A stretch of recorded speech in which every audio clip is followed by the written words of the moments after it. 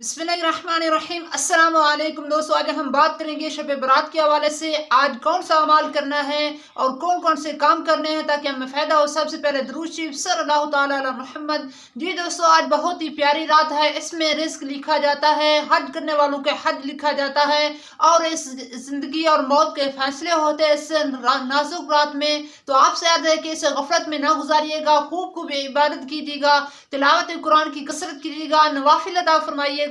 मैं आपको इसके हवाले से फजीलत भी सुनाऊंगा। बहुत ही प्यारी फजीलत है इस हवाले से कि ऐसी रात है जिसमें फजल करम के दरवाजे खोल दिए जाते हैं, रहमत के दरवाजे खोलने को, रहमत भरी रात को गफलत में ना कि भलाई वाली रातें।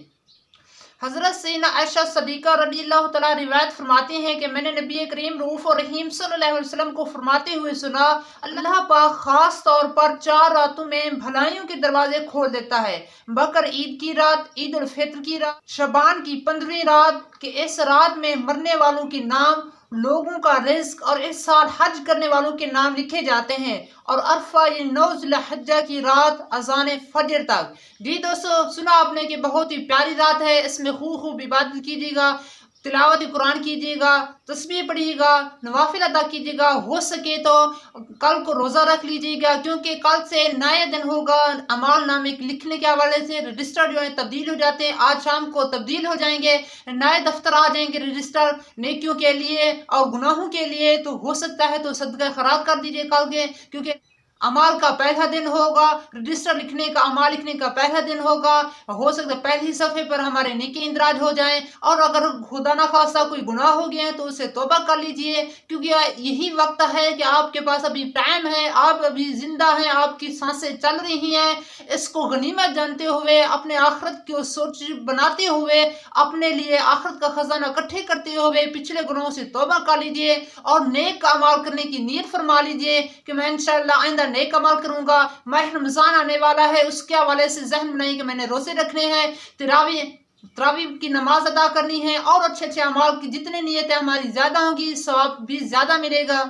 ये दोस्तों हमारा टॉपिक है आज क्या करना है।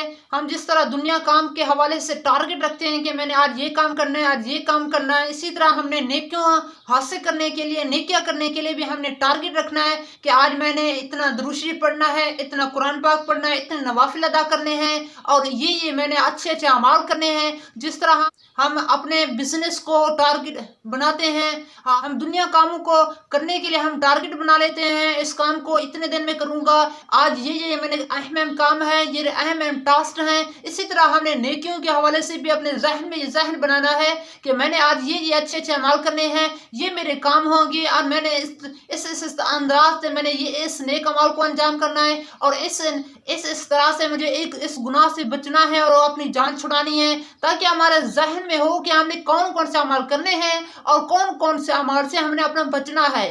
ताकि हमारा एक जहन जो होगा ना, हमें पता होगा, हम टारगेट होगा इस चीज़ से बचना है, ये करना है, वो करना है, वो करना है। इससे हमें एक अटेंशन मिलेगी कि मुझे अच्छे अमाल करने हैं, मुझे अपनी आखिरत के हवाले से सोचना है, अपने नेक अमाल करने हैं, नेक अमाल को इस्कामत के साथ करने हैं। नेक अमाल करूंगा तो मुझे दुनिया आखिर में भलाइयाँ हासिल होंगी, नेकियों का खजाना हासिल होगा। इस तरह इंशाल्लाह हम कोशिश करेंगे, इंशाल्लाह हमें दुनिया आखिर की भलाइयाँ हासिल होंगी। दुआ है कि अल्लाह ताला आपको तरक्कियां अता फरमाए, दुनिया जहां में बरकतें अता फरमाए। न्यू वीडियो के साथ जल्द हाजिर होंगे। अस्सलाम वालेकुम।